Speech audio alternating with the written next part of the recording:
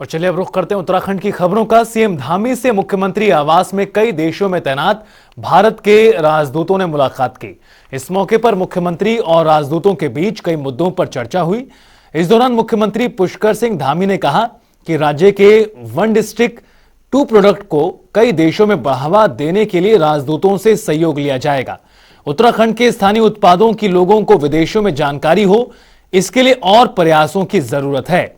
उन्होंने कहा कि उत्तराखंड में पर्यटन, उद्योग, हॉर्टिकल्चर के क्षेत्र में अनेक संभावनाएं हैं। इनको बढ़ावा देने के लिए राज्य सरकार लगातार प्रयास कर रही है। इस अवसर पर राजदूतों ने सुझाव दिया कि राज्य के पर्वतीय अंचल के उत्पादों और भोजन को राज्य की ओर से बढ़ावा दिया जाना चाहिए। राज्य के उत्पादों को बढ़ावा देने के साथ ही उनकी मैन्युफैक्चरिंग, ब्रांडिंग और पैकेजिंग की अच्छी व्यवस्था हो। बैठक में सुझाव दिया गया कि उत्तराखंड को योग और वेलनेस टूरिज्म के रूप में भी वैश्विक स्तर पर तेजी से उभारा जा सकता है। उत्तराखंड योग की भूमिका रही है और ये भूमि रही है योग की भी।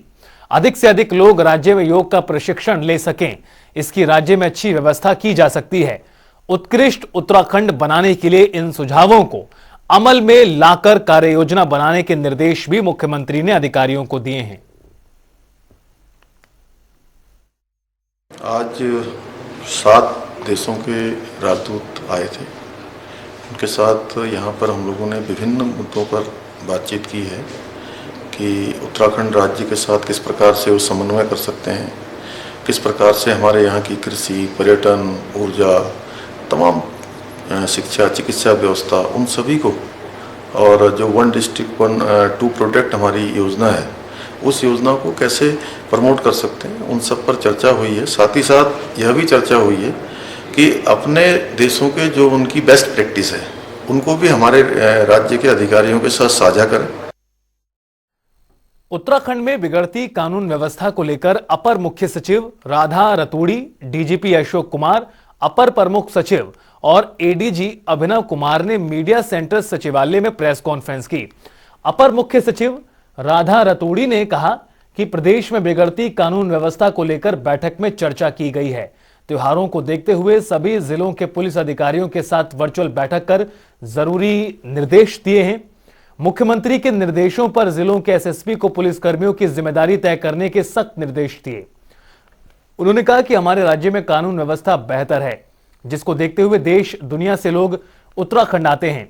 वहीं काशीपुर में मर्डर, लक्सर में पुलिसकर्मी पर हमला और डोईवाला के मंत्री के भाई के घर चोरी के मामले में जल्द खुलासा होने की बात कही और 3 दिन में इन सभी मामलों में खुलासा नहीं होने पर जिम्मेदार अफसरों पर कार्रवाई की भी बात कही गई है।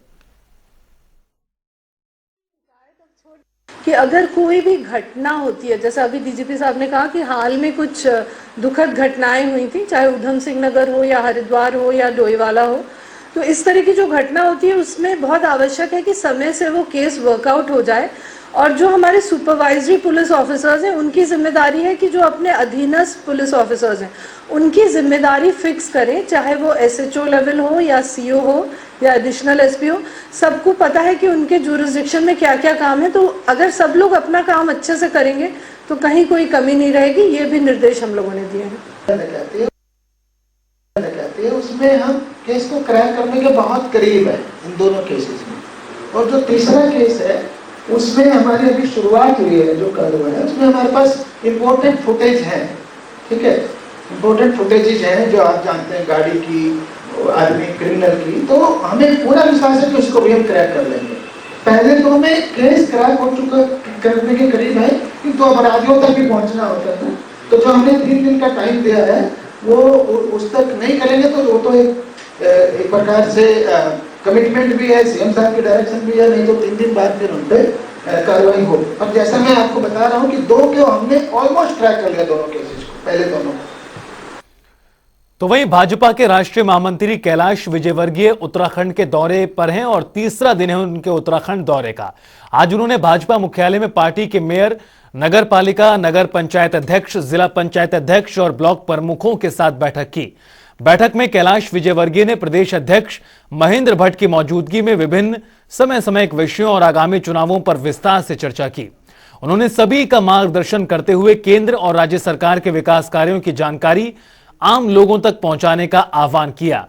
इस मौके पर उन्होंने कहा कि पीएम मोदी उन तमाम धार्मिक और सांस्कृतिक पहचान के स्थलों के पुनर्निर्माण और प्राचीन वैभव की पुनर्स्थापना के ऐतिहासिक कार्य में जुटे हुए हैं, जिन्हें आक्रांताओं के हाथों नुकसान पहुंचाया गया था। उन्होंने कहा कि हमारा प्रयास होना चाहिए कि केंद्र और राज्य सरकार की योजनाओं का लाभ समाज के हर व्यक्ति को मिले।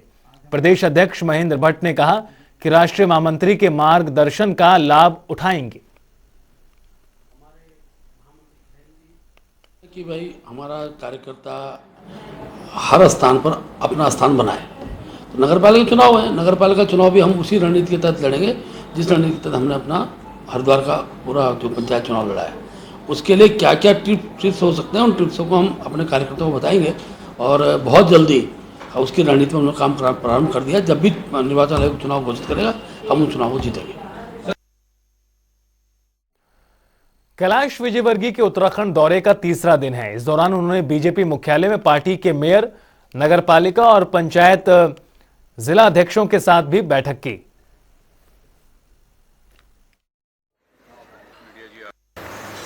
पोलिंग बूथ की बैठक ली हमने, मंडल की बैठक ली, जिले की बैठक ली, फिर एक बुद्धिजीवी सम्मेलन किया, फिर यहाँ के महापौर, नगरपालिका अध्यक्ष, नगर पंचायत अध्यक्ष के साथ बैठे, फिर जिला पंचायत और ब्लॉक अध्यक्ष के साथ बैठे।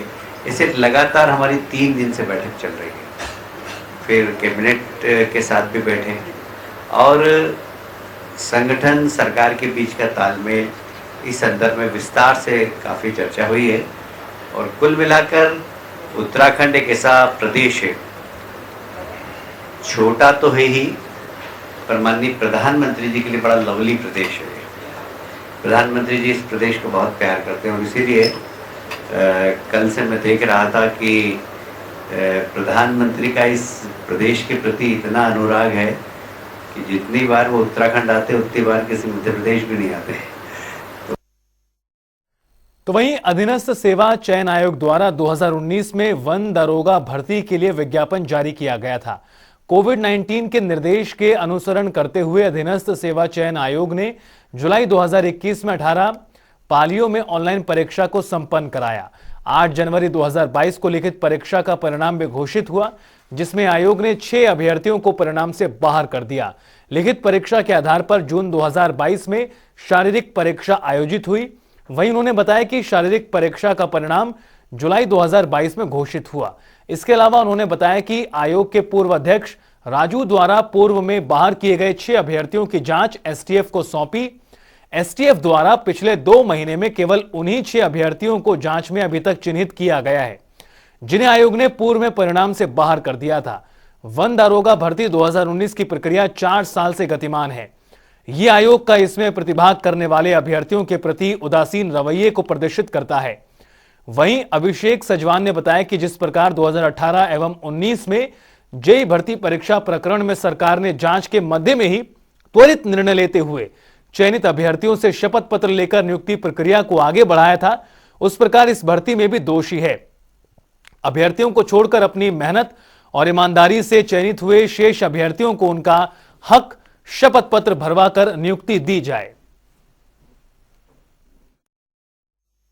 अभिषेक सजवान है। मैंने वन दरोगा परीक्षा जो है वो उत्तीर्ण की है, जिसके लिए कि मैं ज्वाइनिंग के लिए इस तरह से दर दर भटक रहा हूँ। ये जो परीक्षा है इसका नोटिफिकेशन 2019 में आया था। 2022 के जुलाई माह में इसका एग्ज़ाम हुआ था और उसके बाद से ही हमारा एक संघर्ष शुरू होता है, क्योंकि ये परीक्षा ऑनलाइन माध्यम से हुई थी तो इसका रिजल्ट 3 महीने में आ जाना चाहिए था। अभ्यर्थी भी इतने ज़्यादा नहीं थे, लेकिन फिर भी 6 महीने का समय किसी तरह से लग गया था।